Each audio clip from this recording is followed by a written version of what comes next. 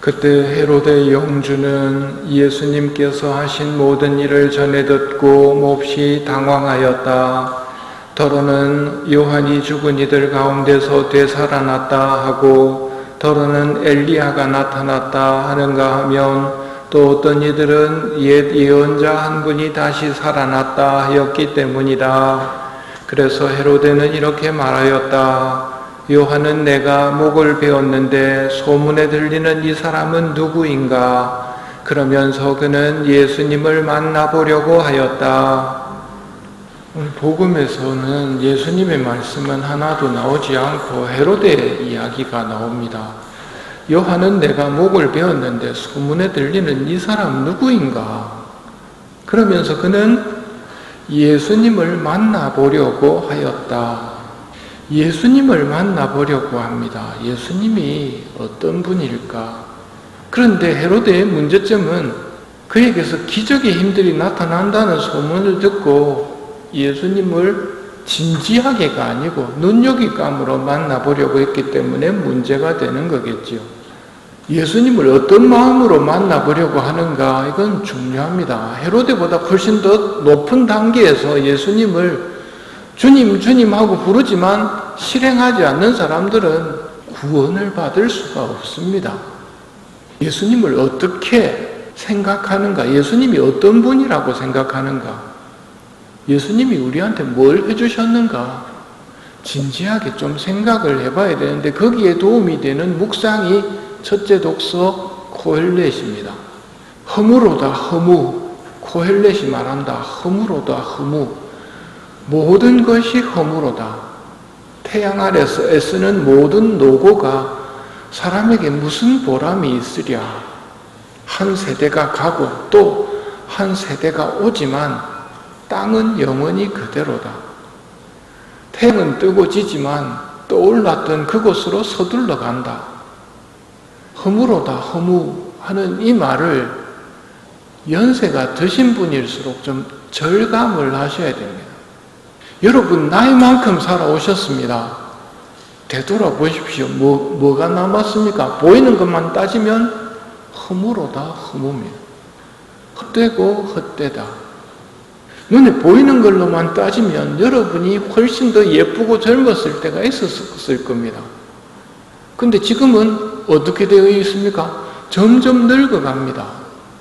그리고 보이는 것의 결말은 죽음입니다. 지금 내가 언제까지 살 겁니까? 죽을 때까지 살 겁니다. 지금 죽음을 향해 가고 있다는 말입니다.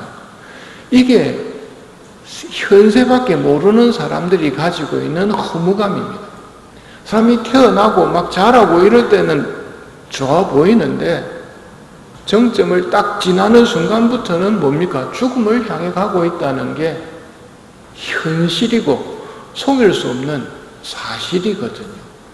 이런 상황 속에서 오늘 화답송 최민순 신부님의 번역으로 읽어보면 사람을 먼지로 돌아가게 하시며 당신은 말씀하시나이다. 인간의 종나가 돌아가라. 인간은 먼지에서 나왔지요. 흙에서 나와 흙으로 돌아갑니다. 언제 돌아갑니까? 인간의 종나가 인간 종자야 돌아가라 하는 순간 흙으로 돌아갑니다. 뭘 말합니까? 우리가 주인이 아니라는 말입니다. 주인이 만들고 주인이 돌아가라 하면 끝이 납니다. 천년도 당신 눈에는 지나간 어제 같고 한 토막 밤과도 비슷하오니 당신이 앗아가면 그들은 한바탕 꿈, 아침에 돋아나는 풀과 같이 아침에 피었다가 푸르렀다가 저녁에 시들어서 말라버리나이다. 한바탕 꿈과 같은 게 인생이라고 설명합니다. 젊은 시절은 돋아나는 풀과 같아서 뭐가 될 것 같은데 아침에는 피었다가 푸르렀다가 저녁이면 시들어 말라버리나이다.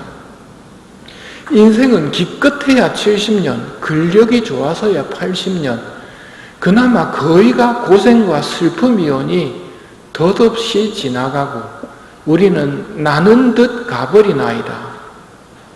덧없이 지나가고 나는 것처럼 굉장히 빠른 속도로 가버리는 날수 셀 줄 알기를 가르쳐 주시어 우리들 마음이 슬기를 얻게 하소서. 주여 돌아오소서. 언제까지 오리까? 나이가 많은데도 이걸 모르고 그저 즐겁고 재밌게 살려고 사라져가는 이 세상의 희망을 걸고 사는 사람은 날수 셀 줄을 모르는 겁니다. 마음이 슬기를 얻어야 됩니다. 이런 인생의 주인공이 내가 주인이 아니라는 것. 그럼 우리는 뭡니까? 관리인입니다. 주신 것, 이거 관리해라고 주신 것, 그것 갖고 관리하는 게 우리 몫이고, 언제까지 관리합니까? 됐다 하는 순간, 인간의 종라가 돌아가라 하는 순간 돌아가서 영원한 세상 앞에 서 있어야 된단 말입니다. 허무로다 허무. 코엘렛이 말한다. 허무로다 허무. 모든 것이 허무로다. 이런 인간의 상황 속에서 많은 사람들이 왜 하느님이 이렇게 세상을 만들었느냐고, 왜 하느님이 나한테 이런 허무한 삶을 줬냐고 따지고 드는 소리가 세상에 많이 들려옵니다. 그들은 정말 어리석습니다. 뱀한테 또 물려가 원수 마귀한테 속아 넘어가면 그 소리를 하거든요. 땅은 너 때문에 저주를 받으리라. 너는 사는 동안 줄곧 고통 속에서 땅을 부쳐 먹으리라. 땅은 네 앞에 가시덤불과 엉겅퀴를 돋게 하고 너는 들의 풀을 먹으리라. 너는 흙에서 나왔으니 흙으로 돌아갈 때까지 얼굴에 땀을 흘려야 양식을 먹을 수 있으리라. 너는 먼지이니 먼지로 돌아가리라. 그리고 에덴 동산에서 쫓겨납니다. 인간이 자초했단 말입니다.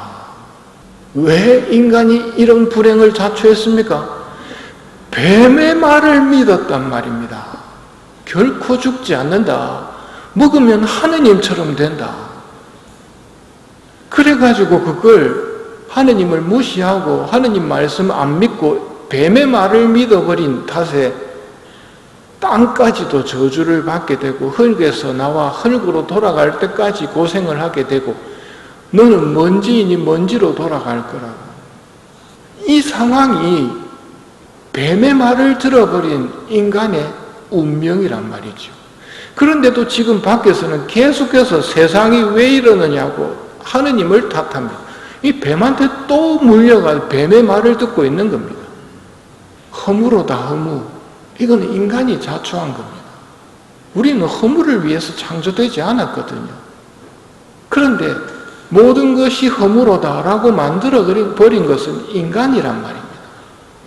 이런 인간, 비참함 속에서 허무함 속에 버려진 인간에게 기쁜 소식이 뭐가 있겠습니까? 기쁜 소식이 들려옵니다. 때가 차서 하느님의 나라가 가까이 왔다. 회개하고 복음을 믿어라. 이 말은 인간의 비참함과 허무함을 깨닫고 있는 사람에게는 정말 전기가 찌릿찌릿한 복음 선포입니다.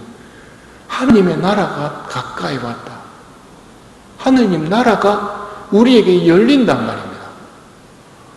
우리는 1만 달란트로도 갚을 수 없는 빚을 하느님한테 졌고 감히 하느님에게 하느님 나라를 주세요 청할 수도 없는 입장이었는데 임금님께서 그 모든 것을 탕감해 주십니다. 당신의 아드님을 통해 탕감해 주십니다. 때가 차서 하느님의 나라가 가까이 왔다. 회개하고 복음을 믿어라. 모든 것을 탕감해 주시고 다시 하늘 나라를 우리에게 주시는 분, 보라 하느님의 어린 양, 그분이 오셨단 말입니다.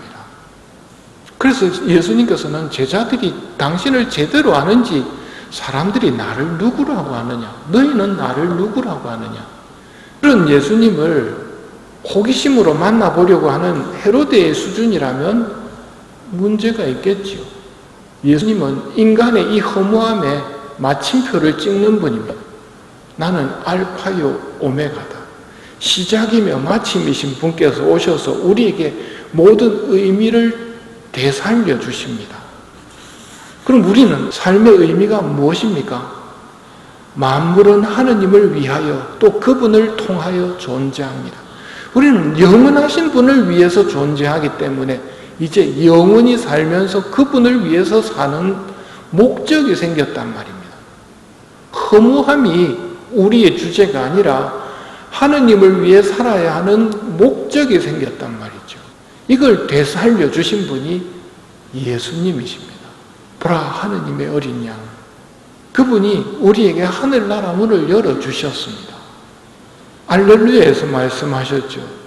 나는 길이요 진리요 생명이다. 나를 통하지 않고서는 아무도 아버지께 갈 수 없다.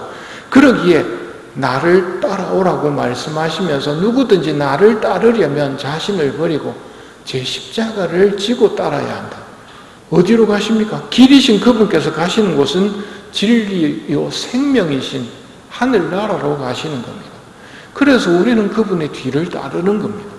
말로만 주님 주님 하고 자기를 버리지도 않고 십자가를 지지도 않는다면 문제가 되겠죠.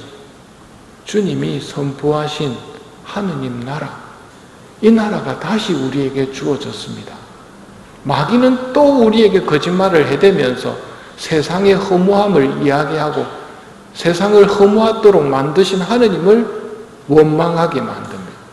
속아 넘어가서는 안 됩니다. 우리가 그렇게 만들었었고 그런 우리를 하느님은 다시 용서하셨다는 것. 이 미사를 봉헌하면서 이 큰 용서와 사랑을 다시 베풀어 주신 하느님에 대한 감사의 마음으로 미사를 참여하도록 합시다.